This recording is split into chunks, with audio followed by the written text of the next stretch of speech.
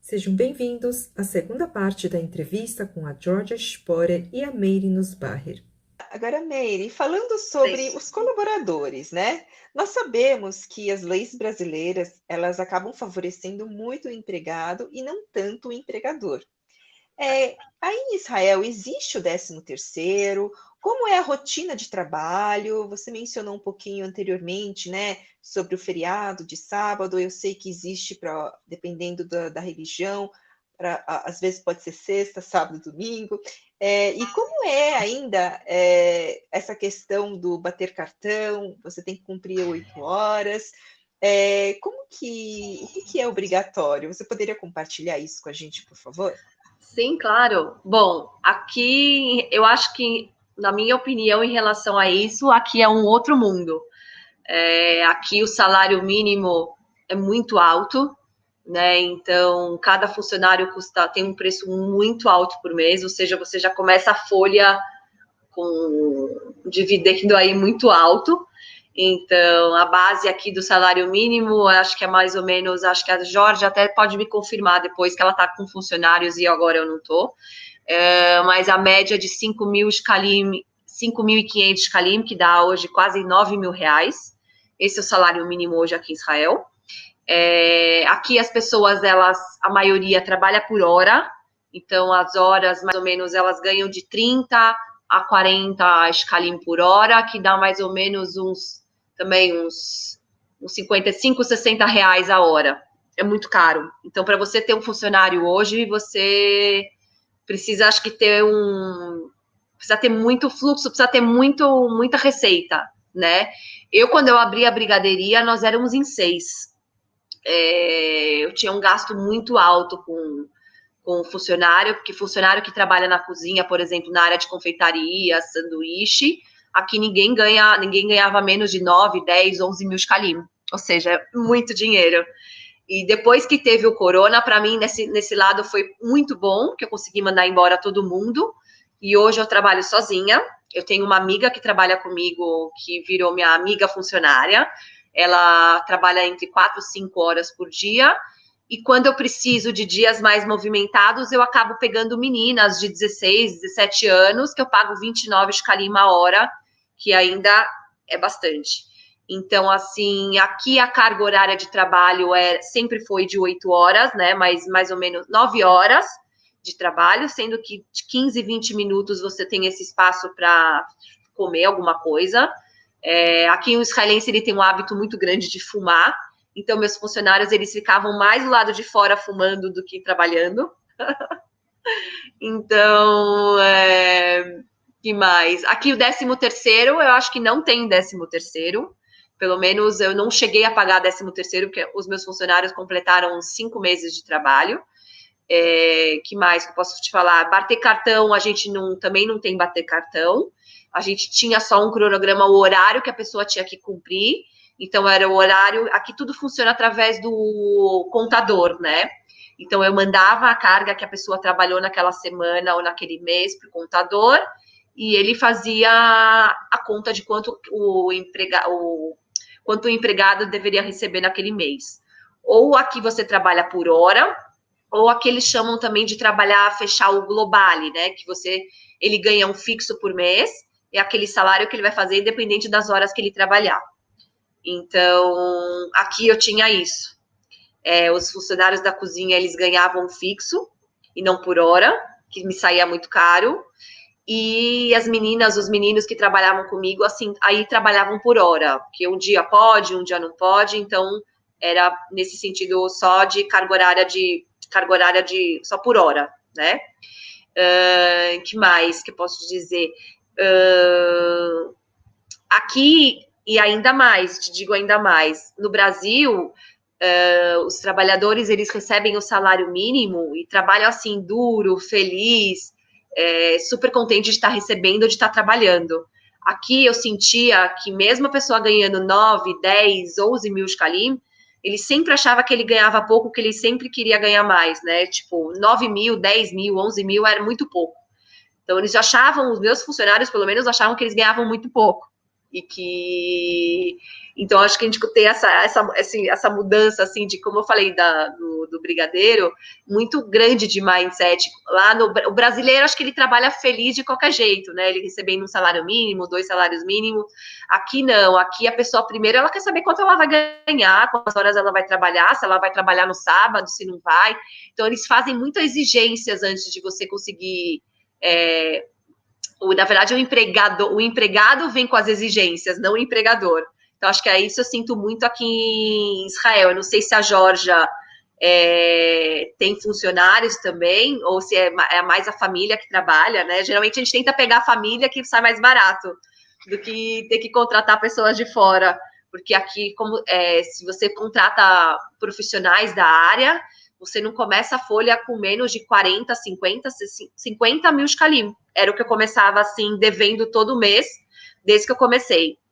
E quando a gente começou a enxergar que não era necessário eu ter um Beit Café, ter tantos profissionais trabalhando aqui, e que realmente o que eu mais vendia, o que eu mais vendo hoje é brigadeiro, a gente cortou todo mundo, porque a conta não fechava, né? Então você já começava 50 mil negativo, e quanto brigadeiro eu preciso vender, né? Então a gente viu que trabalhar sozinha, ou ter uma amiga, ou contratar uma pessoa ou outra no dia que tem mais movimento, para mim, hoje é o que funciona.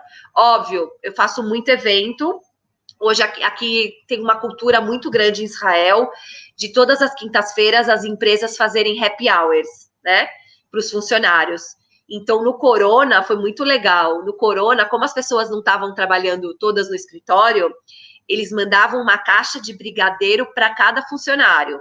Então, por exemplo, se tem 600 funcionários ou 1.000 funcionários, era 600 ou 1.000 caixas de brigadeiro que eu tinha que distribuir para cada funcionário, né? Então, isso foi muito bacana. E agora que o Corona, graças a Deus, foi embora aqui de Israel, os happy hours voltam nas empresas, aí eu mando, ele continua os eventos de quintas-feiras, né?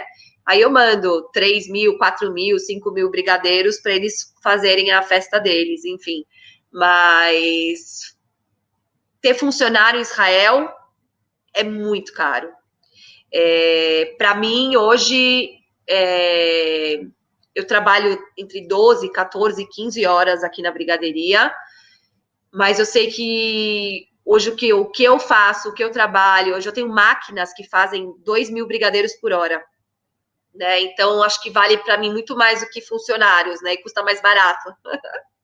Então, a gente acabou trazendo o aéreo, a gente acabou trazendo as máquinas do Brasil. Eu comprei as máquinas que fazem os brigadeiros do Brasil, fazem as máquinas que fazem o brigadeiro, porque fazer 5, 10, 15, 20 mil brigadeiros na mão, não há quem aguente, não há corpo que aguente. Então, acho que saiu muito mais barato para mim ter as máquinas, mandar todo mundo embora e trabalhar as máquinas e minha outra amiga. Então, eu não tenho mais funcionários, acho que a Geórgia deve ter. Acho que essa parte ela vai poder falar melhor como que funciona. Eu estava aqui imaginando como enrolar 3.000 brigadeiros, 6.000 brigadeiros. Impossível, impossível. Não há costas, não há braços, não há o que aguente, juro. Assim, as dores, não, é impossível. É impossível. É trabalho braçal mesmo, porque você tem que fazer a massa. Se você faz já mais de 2, 3 latas de uma vez, já dói o braço, porque é muito grosso, né? Então, eu fazia 20, 30, 40, 50 latas de uma vez de um sabor. E não tem na corpo que aguente. Aí meu marido falou, não, já que a gente tem uma produção tão grande de brigadeiro, bem específico, brigadeiro, vamos trazer as máquinas do Brasil. Então a gente comprou uma máquina industrial, eu fui para o Brasil, eu visitei a fábrica que vende máquinas industriais. Então eu comprei uma máquina que hoje ela faz 50 latas de uma vez, e uma outra máquina que ela enrola 2.000 brigadeiros por hora. E eu tenho uma terceira máquina que ela põe o granulado na bola. Ou seja, eu só preciso ser rápida para pegar o brigadeiro que cai na máquina, né? Que ela cai no granulado, ela fica girando para poder granular ele inteirinho, e eu tenho que ir tirando. Agora, aquele trabalho antes, braçal, da massa, depois esperar esfriar, depois enrolar, bolear, cada um, acabou. Eu vou, sim, acrescentar algumas informações aqui sobre isso, porque desde o início, bom, quando começamos, sem dúvida, as maiores despesas do negócio são o aluguel e a mão de obra. Sem dúvida. Imóvel aqui em Israel é um preço astronômico e mão de obra também, considerando os parâmetros que a gente tem no Brasil. Então, no Brasil, nós tínhamos algumas lojas, algumas cafeterias, mas cada loja trabalhava, no mínimo, com 8 funcionários, com 10 funcionários, com 12 funcionários. Cheguei a ter uma loja com 20 funcionários. Aqui não existe isso. Para nosso ramo de negócios pequenos, não existe isso. Então, começamos trabalhando no café, eu, Marcelo, minhas filhas, quando podiam, ajudavam, e tínhamos mais 2 funcionários. Então, eram 4 funcionários, porque nós trabalhávamos em 2 turnos, e foi bem duro, assim, o primeiro ano, o segundo ano, a gente foi crescendo, foi aumentando o público, aumentando o faturamento. Felizmente, desde o início, né, tivemos uma curva ascendente, mas sempre dosando muito essa coisa de contratar gente, porque você contrata, aí o seu resultado vai lá para baixo, aí você tenta equilibrar, você tenta dar um bom atendimento. Isso é uma manobra eterna, sempre. Mas por isso, porque o salário mínimo realmente, o salário mínimo estabelecido é de 5.000 shekel, e por hora 27 shekel por hora.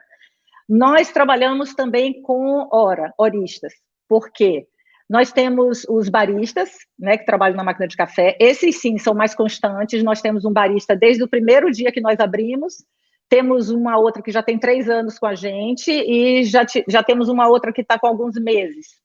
Mas os baristas, como é uma mão de obra muito especializada, no nosso caso, a gente precisa de uma equipe bem treinada e bem estável. Mas, na parte de atendimento, que é o que eu mais lido, né, mas tomo conta, Marcelo cuida do café, eu cuido mais do atendimento. No atendimento, o que é que nós temos de trabalhadores? São todos muito jovens. Eles estão, às vezes, terminaram a faculdade, a escola, e estão esperando para ir para o exército. Eles terminaram o exército e estão juntando dinheiro para viajar. Eles terminaram o exército e estão esperando entrar na universidade para começar. Ou já estão na faculdade, mas tem horário disponível e precisa fazer dinheiro de alguma forma, e com o trabalho por hora, eles conseguem dizer os dias que podem trabalhar. Isso é muito bom daqui em relação ao Brasil, porque nós temos essa flexibilidade. É difícil para a gente montar uma escala de horário com essa variação de só posso um dia, só posso 2 dias, mas, por outro lado, você pode ter várias pessoas e não tem aquela coisa de que tem que trabalhar as 220 horas por mês. No Brasil, muitas vezes, você tem um fluxo maior no fim de semana e você não pode ter o trabalhador só no fim de semana. E aqui você pode. Aqui eu posso ter uma equipe menor durante a semana, e quando chega sexta e sábado, que meu movimento é maior, eu boto mais gente trabalhando, sem problema algum. Então, isso eu acho muito bacana. Você contrata por hora e você faz os horários. Agrada a pessoa, agrada ao empresário também. Uma coisa que a Mary comentou sobre o funcionário com suas muitas exigências, isso eu acho que é fruto também de que antes do corona, Israel estava com um índice já há algum tempo, com um índice de desemprego abaixo de 5%. O que significa que quer trabalhar? Tem trabalho. Então eles escolhem, eles podem escolher, eles podem dizer, eu não quero um trabalho que eu tenho que trabalhar no fim de semana, eu não quero trabalhar um trabalho que eu tenho que trabalhar à noite, depois de tal hora, sabe? Então existia uma escolha muito maior por parte do funcionário nesse sentido. Com o corona, aumentou muito o desemprego, né? Chegamos a uma taxa de 25%, que é bastante alta para Israel, mas isso aconteceu no mundo inteiro, por conta do corona. E hoje o índice já caiu bastante, não sei exatamente em quanto está, mas acho que já está abaixo de 10%, e eu acredito que muito por conta do turismo, que ainda não voltou.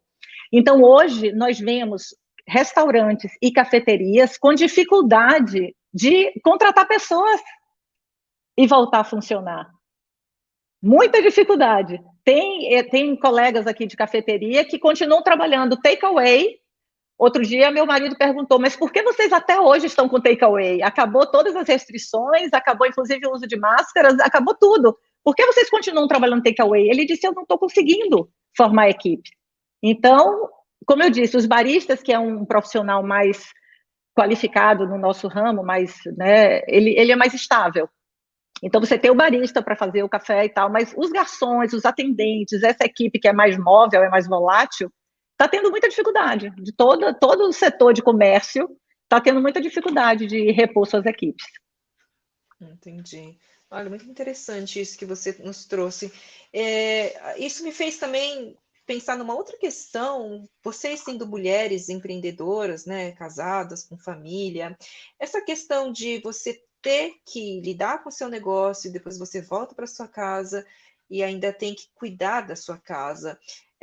Pelo que vocês abordaram aqui, essas questões de salário, por ser alto, eu acredito também que seja mais difícil você ter uma faxineira, uma ajudante para as questões domésticas. Como funciona isso? Isso é uma diferença grande também que nós sentimos quando mudamos do Brasil para Israel, mas eu particularmente me adaptei muito fácil. Na verdade, eu tenho 2 filhas adultas, uma mora comigo, a outra já mora com colegas e não mora conosco, mas assim, eu me adaptei muito fácil, minha família também se adaptou muito fácil, nós não temos criança em casa, isso tudo facilita. Então, somos todos adultos, cada um cuida de suas coisas, de suas roupas, temos máquinas para ajudar, e então isso não foi o maior problema, porque realmente, para você ter uma pessoa, no Brasil é muito fácil você ter uma diarista que venha todos os dias, ou que venha 3 dias na semana, e te ajude com as atividades domésticas, mas aqui é difícil. Eu já tive épocas que tive uma vez por semana, já tive épocas que tive de 15 em 15, depende, né, da disponibilidade financeira, de você achar uma pessoa, enfim. O que mais é terrível para mim é a parte de cozinha, porque eu não cozinhava absolutamente nada antes de vir para cá. Aprendi a fazer o meu primeiro arroz aos 50 anos de idade, ensinado por minha filha, que veio antes, então aprendeu antes. Então, eu sinto que para as mães, acho que Mary tem filhas pequenas, ela vai poder falar mais das dificuldades de quem tem criança em casa. Verdade. Eu quando eu cheguei de Aliá, eu trouxe uma pessoa comigo, porque eu vinha com gêmeos de 3 anos e uma pequena de 2 anos. E tava vindo com cachorros também. Esses a gente conseguiu deixar lá para esperar um pouquinho, mas não dava para eu vir com 3 crianças e 3 cachorros para um país que eu não conhecia.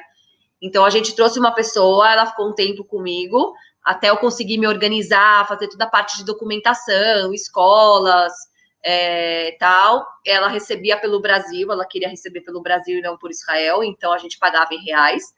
E ela ficou um tempo comigo até ela voltar para o Brasil. Hoje eu trabalho aqui entre 10 e 12 horas por dia, porque eu não tenho mais como se diz, uma equipe, né? Então a equipe sou eu. E eu tenho que dar conta de atender pedidos do site, atender telefone, atender clientes israelenses que ligam. Israelense tem uma mania muito grande de, pelo menos aqui na brigaderia, né? De se ele quer revogar alguma coisa ou falar alguma coisa, ele já liga gritando.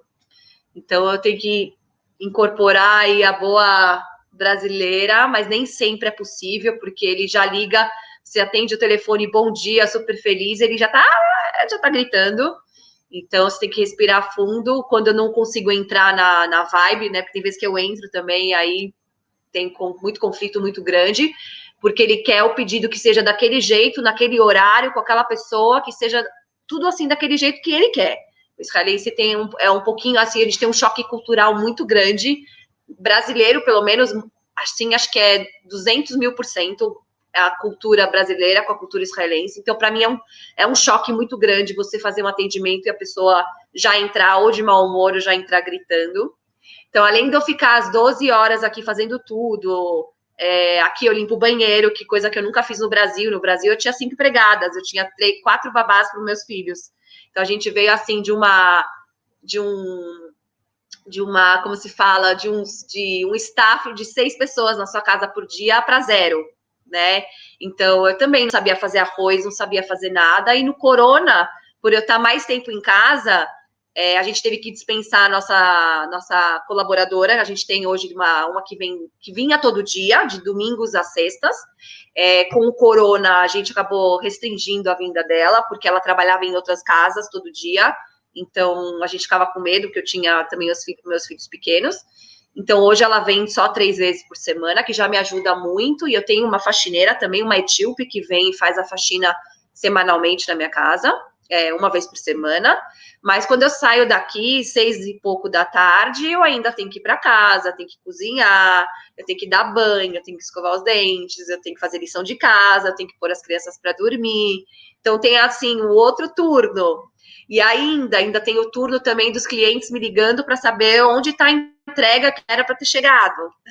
Então, assim, o dia aqui parece que tem 57 horas e não 24, porque é muito intenso aqui. Eu acho que tudo aqui é muito intenso, né, Jorge? Não sei, eu me sinto assim, já acordo cansada.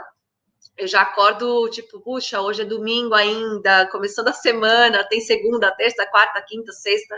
Então, assim, tudo aqui é muito intenso, é tudo muito... você não tem ajuda, né? Então, assim, eu tenho ajuda, graças a Deus, na parte de casa, que acho que eu prefiro mais ter ajuda para os meus filhos do que eu na brigadeiria. Aqui eu consigo me virar, mas aqui também é tudo muito caro, então você paga por hora. Hoje uma empregada, uma faxineira custa entre 60, 70, 80, acho que ali uma hora. Tipo, é o dobro de um garçom, por exemplo, né? O triplo às vezes. Então, eu prefiro ter esse privilégio para os meus filhos de terem alguém em casa, às vezes fazendo uma comida 3 vezes por semana, limpando, deixando tudo organizado, do que ter alguém aqui na brigadeiria. Então, na balança, eu prefiro deixar para o lado de lá. Então, eu fico sobrecarregada aqui. Mas, o que mais posso falar? Acho que é isso. Não, eu acho que... Essa diferença... Desculpa. Essa diferença cultural do cliente que a Mary falou é uma coisa muito interessante, a Kemi. Muito interessante. Eu queria reforçar essa fala. Eu trabalhei como você já falou, eu sou engenheira, trabalhei como engenheira por 10 anos. Depois, abrimos restaurante Comida Aquilo. Comida Aquilo eu tive por 20 anos no Brasil. Desses 20 anos, 10 anos foram com café especial também. Então, tinha o Comida Aquilo e tinha a cafeteria. E 10 anos trabalhando com cafeteria, nós temos várias lojas. Você pensa que você tem uma bagagem que você sabe tudo com relação ao atendimento, a fazer o café, como fazer. Inclusive, Marcelo aprendeu a torrar café, ele torrava o café.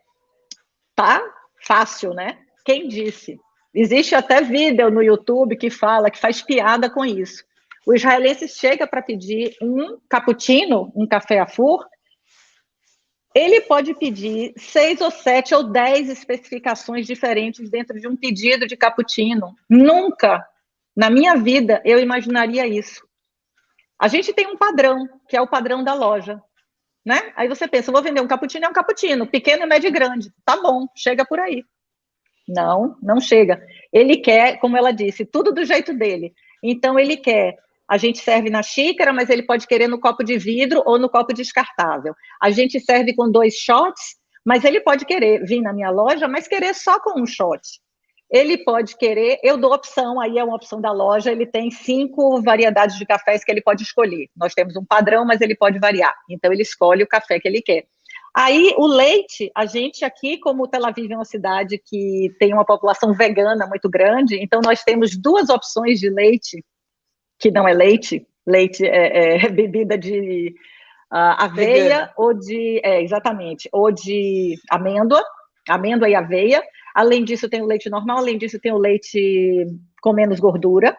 Então ele também decide qual é o leite que ele quer. Aí ele decide se ele quer com muita espuma, com pouca espuma. Aí ele decide se ele quer, enfim, com água.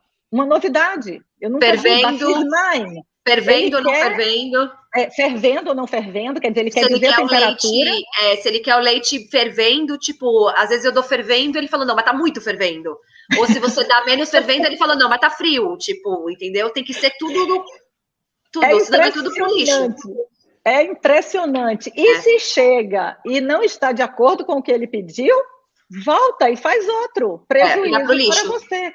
E verdade. Isso é muito assim, é uma coisa que choca um pouco a gente no começo, porque diz assim, bom, a pessoa, você vai na loja, na brigadeiria, você pede uma torta. Ok, eu quero essa torta, você experimenta. Você gostou, você come toda. Você não gostou, você não pede mais. Não, mas é o que eu digo, o brasileiro, você não gostou, você não pede mais. Você não gostou de jeito nenhum, você não volta mais na brigadeiria. Exato. Mas o israelense não, ele vai, ele continua indo, e ele continua, se ele não gostou da torta, ele devolve e diz, não gostei. Sim, você tem que trocar, tipo, ou você tem que trocar, sem cobrar. Exato, é uma coisa cultural. É surreal, mas é cultural, sim. Sabe? Então, assim, veio o café do jeito que ele pediu, com um shot, com 2 shots, com o leite assim, assado, quente, frio, com pouca espuma, muita espuma. Mas se chegou, ele não gostou, não gostei, achei muito amargo. Gostei muito ácido. É exatamente isso. E essa questão isso é um choque. Realmente é bastante diferente daqui do Brasil, né? Nem se compara. Mas, assim, isso que vocês trouxeram é estritamente para gastronomia ou, por exemplo, numa loja de roupa também? Se bem que é um pouco diferente, mas essas exigências, eu não gostei desse corte aqui, dá para fazer aqui, isso também pode servir para outros setores? Eu vejo que eu tenho uma super amiga que ela trabalha numa loja de roupas na Dizengoff, que é uma das ruas mais famosas de Israel. Ela recebe toda semana gente que comprou um vestido, usou o vestido com etiqueta e foi na loja trocar. Tipo, acho que é uma coisa que também tinha muito no Brasil. Já trabalhei 12 anos no varejo no Brasil e eu via que tem cliente que gostou, usou aquele vestido para aquele evento com etiqueta, depois ele tá todo perfumado, lindo e cheiroso, e ela quer trocar. Aqui também tem isso. E praticamente para não ter confusão com a cliente, blá blá blá, eles trocam. Mas eu acho que no ramo alimentício isso aqui é muito forte. A gente teve, quando a gente servia pastas aqui na loja, a gente tinha um prato vegano que era a base de berinjelas, molho, tudo explicadinho. A gente explicava para o cliente como que era, que o prato era assim, assim, assado. A hora que o prato chegava para o cliente, ele comia metade do prato, depois falava, olha, não gostei, eu quero trocar de prato. E aí eu falava, como assim? Tipo, vai trocar de prato? O cara comeu metade do prato, agora ele não gostou, e você tem que trocar. Ou você troca para ele o prato, ou você não pode cobrar. Então, assim, acho que ou ele faz o maior escândalo na loja. Então, acho que é um costume muito grande aqui em Israel, pelo menos na área de Beit Café, culinária, de comidas, né? Mas também tem na área, também tem no departamento de shopping. Eu sei que a única coisa que você não pode trocar mesmo aqui, a partir do momento que saiu da loja, é lingeries e maiôs. Maiôs, eles também vêm com aquela proteção que tem na calcinha, mas a partir do momento que saiu da loja, se você provou ou não provou, não entra mais na loja de jeito nenhum, você não pode trocar. Isso eu sei que é uma regra bem forte aqui em Israel, mas é complicado. Acho que é um choque cultural muito grande. Tem diferença, assim, para todos os departamentos. Acho que se for conversar com diversas pessoas de diversos departamentos aqui em Israel, vai ter muita, assim, diferença surreal, assim, de você ouvir histórias que você não acredita, assim. Então, acho que é um pouquinho mesmo de cultura. É muito interessante, né, essas diferenças culturais, e eu acho que está sendo muito rico aqui, essas informações que vocês estão trazendo. Eu gostaria de só agora abordar um pouquinho sobre a moradia, que eu acho que é uma questão que muitas pessoas têm curiosidade. A gente sabe que Israel é um país pequeno, e assim, como é procurar um lugar, como são os bairros, como é a relação com a segurança? Você poderia comentar sobre isso, Meire? Sim, claro. Olha, eu no meu primeiro ano que eu me mudei, a gente morou de aluguel 1 ano, até a gente encontrar realmente uma casa que a gente gostasse e quisesse morar. Nesse meio tempo, a gente também acabou vendendo a nossa casa no Brasil, que a gente veio sem vendê-la, né? A gente deixou ela um tempo para vender, acho que depois de 1 ano, porque eu também morava em casa no Brasil. Casa demora um pouco mais do que apartamento, né? E aqui o aluguel ele custa assim o dobro de um mesmo apartamento no Brasil, por exemplo, às vezes até bem menor. E casa, assim, eu falo mais em relação a casas, né? E para você comprar um imóvel, ele custa também 3 vezes mais do que uma casa no Brasil. Por exemplo, eu moro em Hanana, aqui é uma cidade muito cara para se morar. Aqui primeiro, para você decidir que bairro você vai morar, você tem que saber que escola seus filhos vão estudar. Porque se você quer que seu filho estude naquela escola tal, você precisa morar perto daquela escola.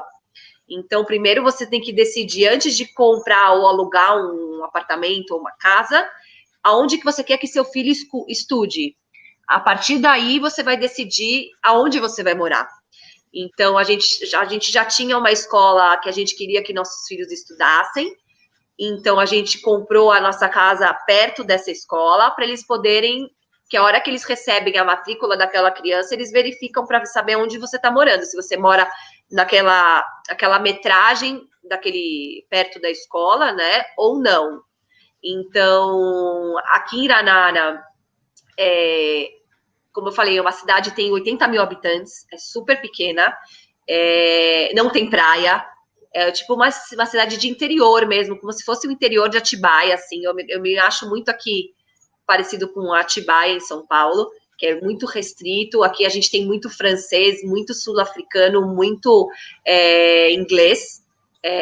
O que menos tem aqui em Iraná é israelense, e muito brasileiro, né, também. Argentino, uruguaio, enfim. Então, a partir do momento que você escolhe a escola que o seu filho vai estudar, você procura a sua moradia. Aqui também é uma cidade que tem muitos prédios, aqui os prédios são tudo até 8 andares, é tudo muito baixinho, diferentemente de Tel Aviv, onde a Geórgia está, que tem prédios de 30, 40, 50, 60 andares. Aqui tudo são prédios baixinhos.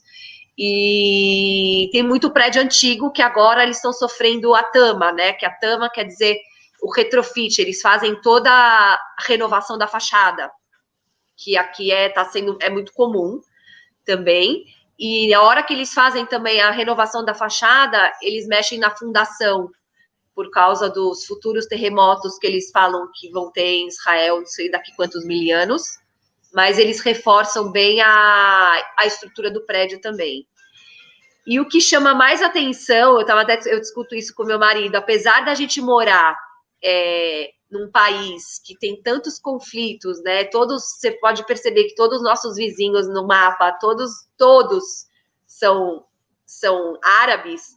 Eu te digo assim, claramente, que eu me sinto morar no país mais seguro do mundo, onde a gente tem um exército assim que é de tirar o chapéu, que a nossa segurança, assim, você sai aqui de madrugada, de dia, deixa o carro aberto, você deixa a casa aberta. Eu moro em casa também.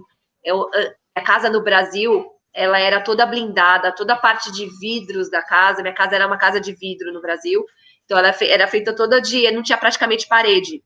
Então todos os vidros eram blindados assim de metralhadora para metralhadora. E aqui eu moro também numa casa e, tipo assim, com o muro baixo, se o cara vai pular, não vai pular, tipo, as portas ficam abertas, você sai 2, 3 da manhã, você passa naquela rua mais escura do mundo, naquele parque mais escuro, você anda com o celular do último modelo, não sei, tô dando exemplo. Aqui, assim, é quase o paraíso. Ou se não é o paraíso, né? Então, assim, eu me sinto muito segura em estar morando aqui, apesar de tudo que aconteceu aí no mês passado. Foi um choque para mim muito grande, para os meus filhos também.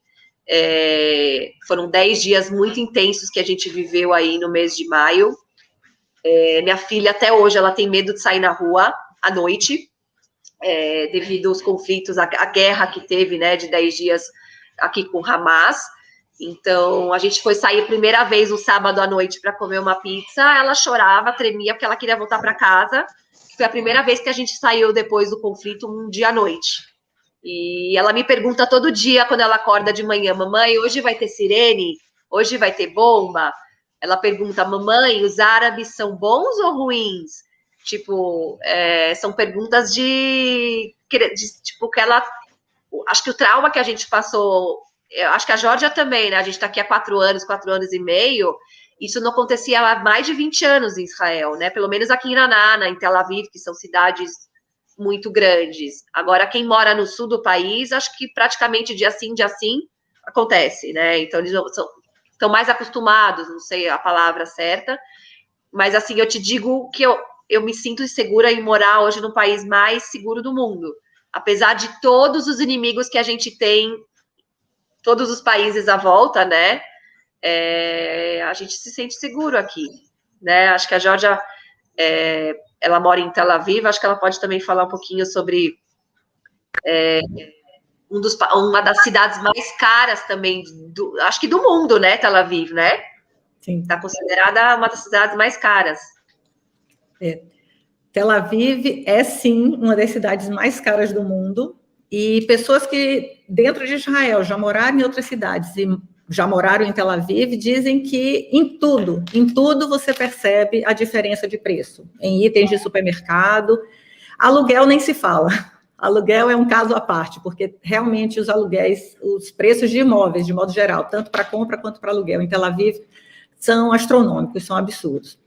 Aí, quando você fala a pessoa decidir onde vai morar, entram muitos critérios na balança.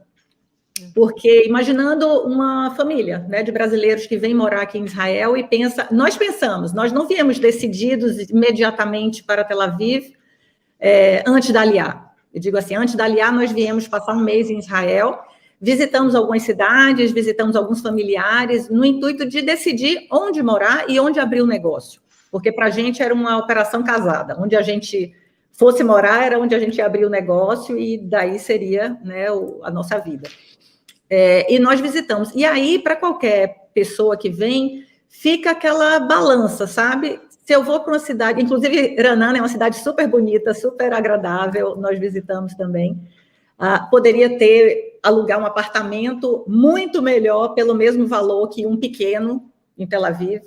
Mas aí o que nós pensávamos era muito isso. Então, onde o nosso negócio, que é Beit Café, que é aquela coisa rápida do café, do item barato, que você precisa realmente de muito movimento para fazer o seu faturamento, como esse negócio vai se comportar numa cidade menor, com uma população menor, uma população que tem carro, porque tudo isso são características muito particulares de Tel Aviv. Então, isso é um fator. Nós hoje temos o café e moramos numa região em que as pessoas não têm carro, as pessoas andam muito a pé, andam muito de ônibus, então há essa circulação. Por isso eu digo que a maioria dos nossos clientes é a vizinhança, são as pessoas que moram nessa região. Então, esse é o nosso dia a dia. Então, se você vem para cá, não para empreender, mas para estudar, para arrumar um emprego, o que seja, isso, pelo fato de Israel ser um país pequeno, você pode pensar em morar em outras cidades que sejam mais baratas, que sejam agradáveis, que tenha mar, que não tenha mar. Enfim, você pode usar outros critérios para a decisão. Onde os filhos vão se integrar melhor. Tudo isso são, né, pesos diferentes para cada família. Então, Israel tem uma geografia, apesar de um país muito pequeno, uma geografia, características muito diferentes. Então, mais para o sul, você tem a área mais desértica, você tem essa proximidade de Gaza, que traz um problema a mais, que são esses conflitos eternos. Então, quem vem e vai morar em Ashdod, em Ashkelon, nessas cidades, Beersheba, mais próximas da faixa de Gaza, tem que vir com o psicológico muito estruturado para enfrentar isso o tempo inteiro. Se você vem mais para o centro do país, nós tivemos muitos anos realmente sem nenhum bombardeio aqui ao centro e tal, papapá. E você tem essa cidade, você tem Jerusalém, que é muito específica, mas tem Tel Aviv, que é a segunda maior cidade do país. Então, é mais fácil de arrumar emprego, é mais fácil de se relacionar com pessoas diferentes, né, de diversas culturas, mas você tem o custo de vida, que é muito alto. Se você vai mais para o norte, você tem uma paisagem mais agradável, mais verde, mais tropical, né? Menos desértica, mais tropical. Então, o norte é muito bonito, muito agradável de morar, de viver, mas tem menos oportunidades de trabalho, as cidades, algumas cidades menores. Então, tudo isso você tem que levar em consideração na hora de decidir onde você vai morar. Então, são muitas questões, mas que variam muito de família para família. O que eu acho que é muito importante para todo mundo que pensa em vir morar aqui, ou para sempre, ou por um tempo, ou que pensa em empreender, eu acho importantíssimo vir passar um tempo visitando as cidades, conversando com pessoas, porque são realidades muito diferentes de uma cidade para outra. Então, eu acho muito importante, apesar de que você pode mudar muito fácil também, né? Não tem problema nenhum você se mudar. Mas quando você tem crianças, já envolve, né? Mudança de escola, mudança de tudo. Então, eu acho muito importante, sabe? Se for um casal ou se for uma pessoa sozinha, que venha antes, que visite o país, conheça as cidades, converse com pessoas. Eu acho que essa experiência, eu passei um mês aqui, e essa experiência de passar um mês aqui foi muito importante, sabe, para decidir onde.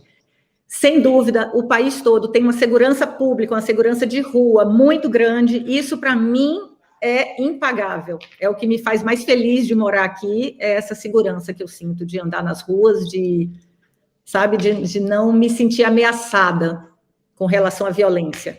A violência é uma coisa que me perturba muito. Eu eu lido melhor com os conflitos de guerra do que com os conflitos de violência urbana, sinceramente. Então, isso é indiscutível. Qualquer pessoa pode vir para cá e essa segurança urbana, sabe, é muito pouco. Existe, mas é muito pouco. Para gente que vem do Brasil, que vem de cidades grandes no Brasil, é muito pouco para ser considerada. Nossa, George, acho que você acabou dando alguns conselhos, né, também, para quem quer empreender. Gostei muito do que vocês duas trouxeram, essa questão realmente, vocês até mencionaram, eu não queria entrar nessa questão do conflito, mas todos nós sabemos, isso teve nos noticiários. E assim, imagina, você falar que você prefere um conflito de guerra, a enfrentar, né, do que ter essa insegurança que todos nós brasileiros estamos acostumados, é uma questão muito forte, porque para você ver o quanto realmente o Brasil precisa melhorar essa questão, né? Realmente é uma coisa que traumatiza até mesmo o estrangeiro que vem para cá. Mas agora, dando continuidade no que você falou sobre conselhos, eu gostaria que você também, além do que você trouxe, da pessoa passar uma temporada, se ela quer abrir um negócio, quais outras dicas você poderia dar para quem quer realmente empreender e abrir uma empresa em Israel? Olha, a língua é um conselho que vale para qualquer pessoa que queira se mudar para Israel, porque o hebraico é uma língua difícil. E se você pode começar a estudar à distância, com esse 1 ano de corona, todo mundo aprendeu a usar Zoom, né, a se comunicar através da tela. Eu confesso que tenho um pouco de dificuldade ainda com isso. Eu estava estudando hebraico antes, fazendo Ulpan, continuando o meu estudo de Ulpan, e parei justamente quando entrou o corona, começou por Zoom, eu digo, isso aí não é para mim, mas enfim, vale para todo mundo que o hebraico é muito importante, você aprender. Eu acho que você entra mesmo na cultura, você pode conversar melhor com os israelenses e trocar ideias, e na conversa você sempre se enriquece muito da cultura, de tudo. Então, estudar a língua eu acho importante, sim. Vir passar um tempo, muito importante, sim. Buscar um bom contador, é importante, tentar identificar uma pessoa que você confie, que possa te orientar, e estudar bastante o negócio que você quer, porque tem essa coisa, né, das peculiaridades do público e do comércio em si. Mas é isso, depende. A gente está falando muito, eu e a Meire, da nossa vivência, que é esse comércio de alimentação. Então, dependendo do que a pessoa queira fazer, é muito importante que estude, seja qual for a área, né? Se for comércio, se for prestação de serviços, se for, pretende vir, mas não para empreender, mas para arrumar um emprego. Às vezes, dentro de um casal, um vem com a ideia de empreender, o outro não. Então, assim, é importante tomar informações. A gente recebe muitas informações superficiais antes de vir, que dão aquela clareada, aquela primeira introdução no assunto, mas hoje as pessoas se comunicam muito através da internet. Então, procurar fazer parte de grupos em que você possa fazer perguntas mais diretas para pessoas que estão vivendo aqui. Existem vários grupos, assim, de brasileiros em Israel, brasileiros que vivem em Israel. Então, eu acho que sim. Uma vez eu vi uma curiosidade, um rapaz que morava nos Estados Unidos, estava lá com um super salário nos Estados Unidos, e ele perguntava num grupo, na verdade não era um grupo de brasileiros, era um grupo de estrangeiros, mas ele perguntava, esse salário X, se eu for para Israel, quanto é o meu líquido? E era uma coisa assim, de um salário de 60 mil shekel, e as pessoas respondiam, eu sou muito curiosa nisso, eu fico lendo, porque eu acho que eu vou aprendendo muito com esses comentários de Facebook, de grupos de estrangeiros. As pessoas disseram, mais de uma disse, olha, se você tem um salário de 60 mil, você vai ficar no bolso com 30 mil. Quase 50% vai de imposto. Eu fiquei chocada, eu digo, como assim o cara vai ganhar um salário de 60 e vai ficar com 30? Sim, porque as coisas aqui são assim, você tem a previdência oficial do governo, mas você tem uma previdência complementar, que é a pênsia, e que isso varia de acordo com o seu salário. Enfim, é muito importante, porque você pode, numa análise preliminar, dizer assim, eu vou ganhar 60 mil shekel, maravilha, vou estar rico em Israel. Não é bem assim. Então, um salário de 60 mil significa que você vai botar 30, significa que você vai viver muito bem, porque um salário de 30 mil é muito bom. Mas veja a discrepância de 60 para 30 que vai para o bolso. Então, isso vale para qualquer segmento, para qualquer coisa. Se for empreender, ainda mais, porque não é só uma troca de emprego, mas é todo um investimento de vida. Você vai empreender, você vai vir com um capital que você vai direcionar para isso. E aí você pode perder tudo. Ou dar muito certo, ou simplesmente empatar. Então, assim, o plano de negócio, sabe, tem que ser muito bem estudado, muito bem avaliado, e essas questões, esses cálculos, esses impostos, como eu disse, a burocracia é grande, então você tem muita coisa a pagar que você precisa se informar, sim, antes de apostar o seu capital no país. Obrigada, Georgia. Você gostaria, Meire, de também complementar alguma coisa em relação a alguma dica de algum empreendedor que queira empreender em Israel? Eu acho que depois que a gente abriu a brigadeiria, acho que deu margem, acho que até a Georgia pode falar também, depois complementar. Inúmeras pessoas estão agora vendem também brigadeiros aqui em Israel, fazem bolos, doces brasileiros. Acho que abriu a mente para várias pessoas começarem a empreender também, dentro de casa ainda, né? Porque para você poder abrir um negócio hoje em Israel custa muito caro, a mão de obra custa caro, fazer uma obra custa caro, todos os materiais custa caro, a comida, os ingredientes custa muito caro. Então as pessoas, para não arriscar antes, estão começando a fazer em casa. E eu acho que hoje, depois que eu tô aqui já, depois que eu abri a brigadeiria, já vai fazer 1 ano e meio, 2, se abriu mais 5, 6, 7, 8 pessoas fazendo a mesma coisa que eu faço, acho que isso acho que abriu a mente de outras pessoas para poderem ver que realmente, olha, eu estou trabalhando no meu negócio, não estou ganhando o que eu queria ganhar e vou fazer uma coisa que eu gosto, que é o que eu aprendi a fazer no Brasil. Acho que está dando muito certo, as pessoas estão começando, e as pessoas estão fazendo vendas por Facebook, por Instagram, até realmente ter um caixa para poder você abrir um negócio, né? Porque aqui abrir um negócio não é igual no Brasil, você pode fazer na garagem de casa, abre uma portinha lá, vou vender café, brigadeiro e pão de queijo. Não, aqui você precisa, pelo menos eu passei por isso, de contratar consultores técnicos para ver como vai ser a disposição de cada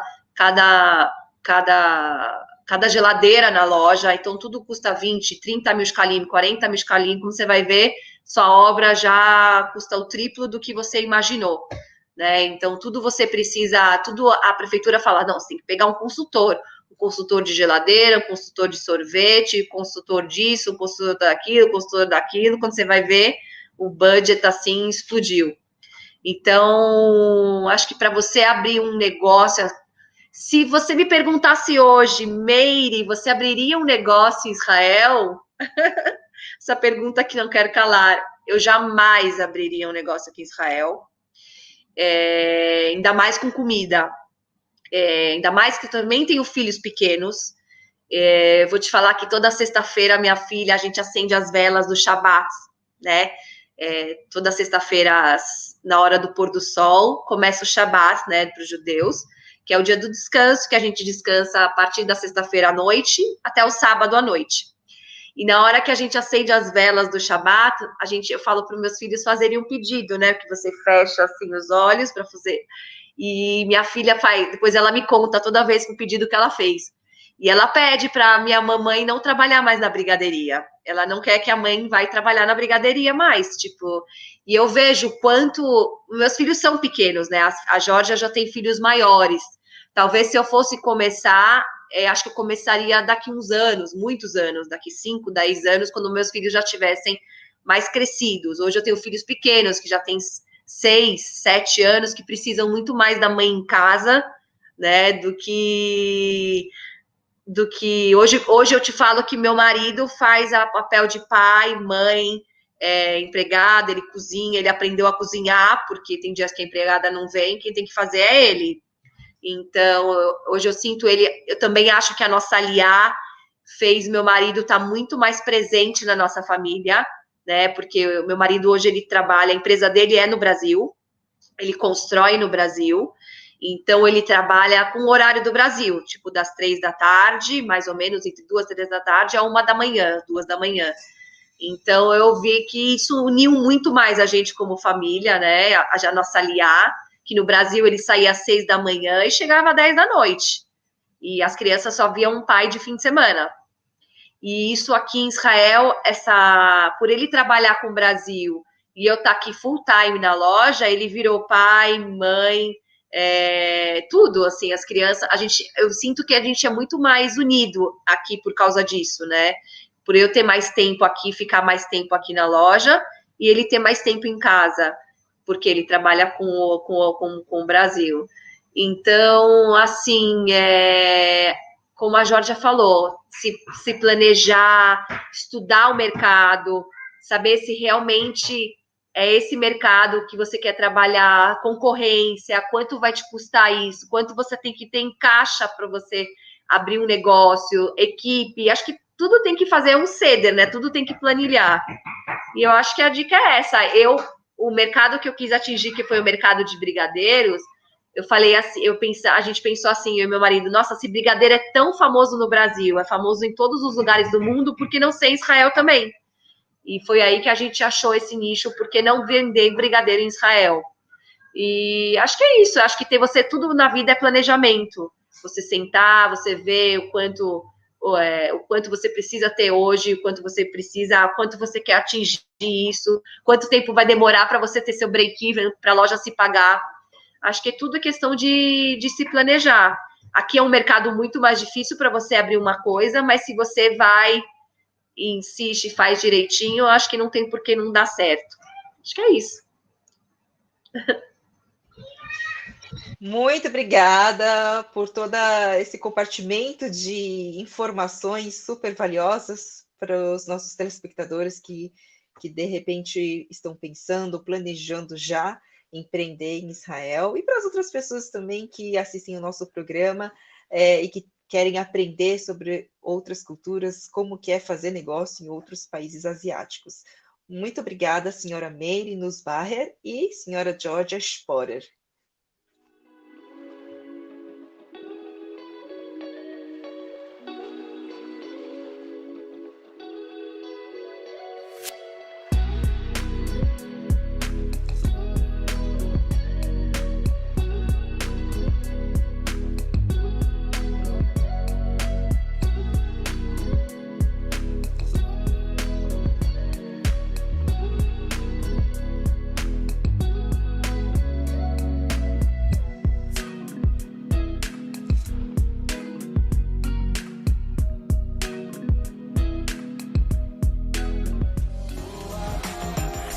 מביט רחוק. מכובדינו, אנחנו בישורת האחרונה עד 12 בשידור חי. בטח שמתם לב לכל הוורוד היפה הזה כמה אכלתי כבר, כאילו, כבר חסר. וזה רק מה שהיא הרימה, יש פה עוד כאלה שהיא לא הרימה. בריגדריה.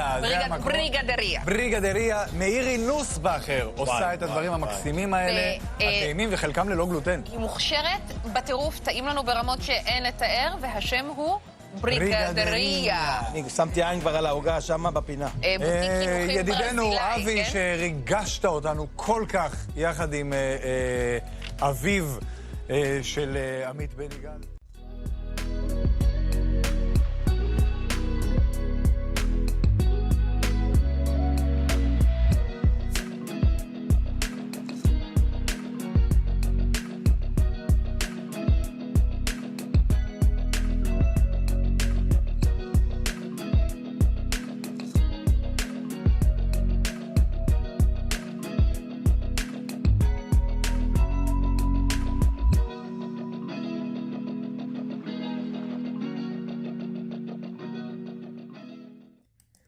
Hoje, conversamos com duas brasileiras que imigraram e estão empreendendo em Israel.